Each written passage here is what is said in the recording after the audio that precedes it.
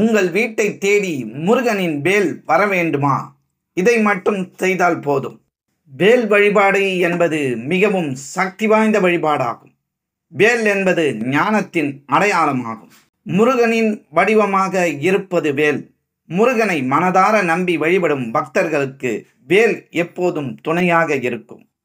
ஆனால் வேல் இல்லாதவர்கள் வீட்டில் எப்படி வேல் வழிபாடு செய்ய வேண்டும்?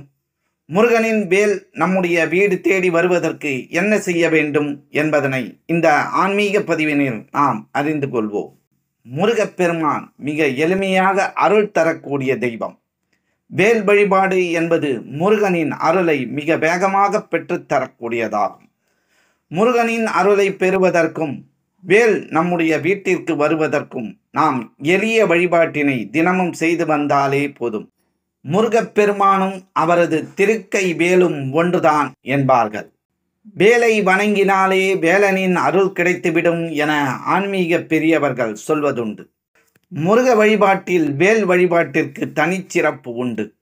அனைத்து தெய்வங்களும் தங்களின் பக்தர்களை காப்பதற்காக கையில் பலவிதமான ஆயுதங்களை தாங்கி இருந்தாலும் வேலை தவிர வேறு எந்த ஒரு ஆயுதமும் தெய்வத்திற்கு இணையானதாக வழிபடப்படுவது கிடையாது.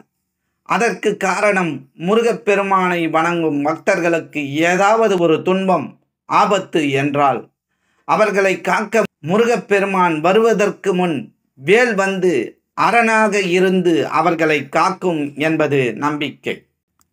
வேலும் மயிலும் துணை என்பார்கள்.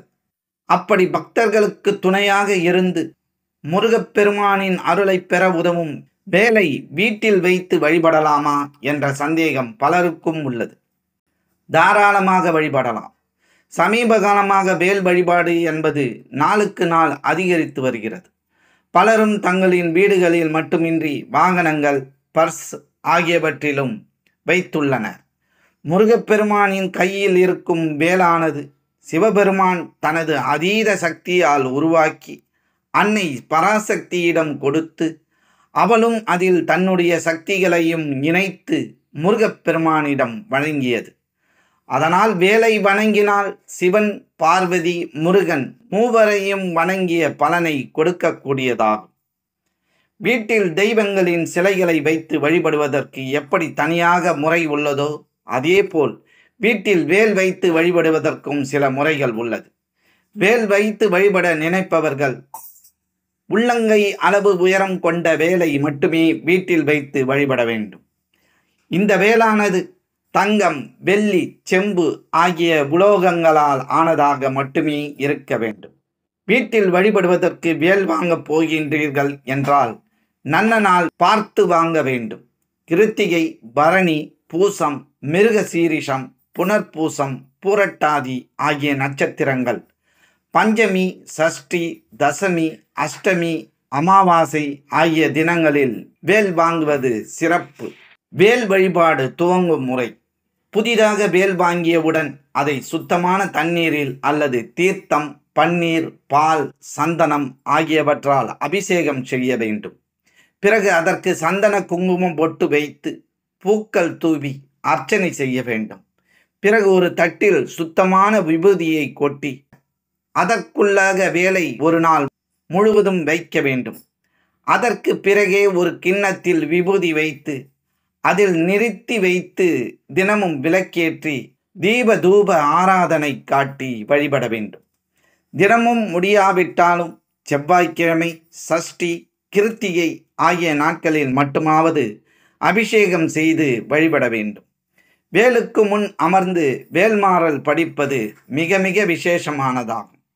வேலை இல்லாதவர்களுக்கு வீட்டிற்கு வேல் வருவதற்கு செய்ய வேண்டியது: ஒருவேளை வீட்டில் வேல் இல்லை, ஆனால் வேல் வழிபாடு செய்ய வேண்டும் என்றால் முருகனின் போட்டோவில் நிச்சயம் வேல் இருக்கும்.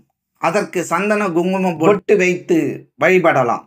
முருகனின் படமும் இல்லை என்றால் ஒரு பேப்பரில் பேனாவால் வேல் வரைந்து அதை பூஜையில் வைத்தோ அல்லது சுவரில் ஒட்ட வைத்தோ அதற்கு சந்தன குங்கும பொட்டு வைத்து தினமும் விளக்கேற்றி வழிபடுங்கள். வேலுடன் இருக்கும் விளக்கு கூட வாங்கி வைத்து ஏற்றலாம். வீட்டில் விளக்கேற்றி வைத்து 21 நாட்கள் தொடர்ந்து முருகனை மனதார வேண்டிக் கொண்டு வேல்மாறல் படித்து வாருங்கள்.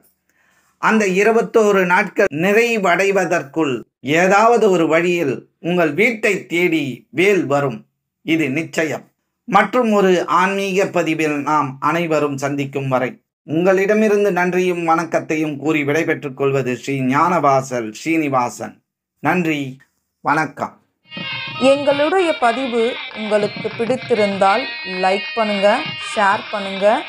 மீண்டும் தொடர்ந்து இது போல பல பதிவுகளை பார்ப்பதற்கு எங்கள் சேனலை சப்ஸ்கிரைப் செய்து பெல் ஐக்கானை கிளிக் செய்து கொள்ளவும். நன்றி, வணக்கம்.